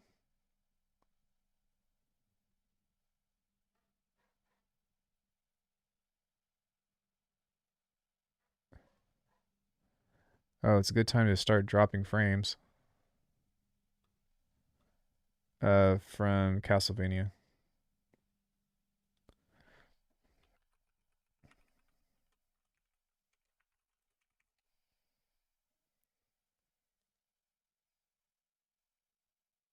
Is it just 1 month? Yeah. What? I mean, come on. Come on. Oh man, a bunch of people just showed up. Hi everybody. We're in the final stages of production, just taking questions and hanging out. So I don't suppose you want to stick around, but if anyone has any questions about anything, I'm happy to answer them before I go. I had like 6 people and then I jumped to 20. What? What just happened?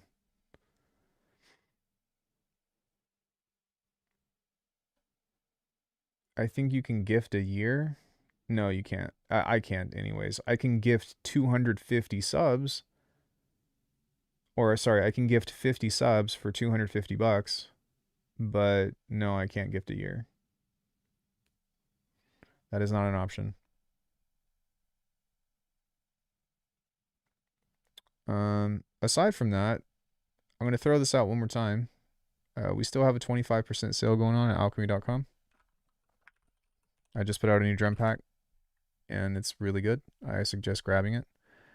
If anybody does get anything, whether it be the free stuff, which I've got 2 free things, I'm going to make another free thing pretty soon. Probably like 2 drum kits in both Bitwig and Ableton, and then I'll just have it as one file that you can upload in as like a what's called as a drum rack. But yeah, if you have purchased anything, please leave a review. I would love you so much. That means a lot. It's actually being super helpful in driving sales and traffic to my business. So other than that, I'm gonna hang out with Corey because she's home. She decided to she wasn't feeling so hot. But other than that, much love, guys. I appreciate you, and I will see you all on Friday. Bye.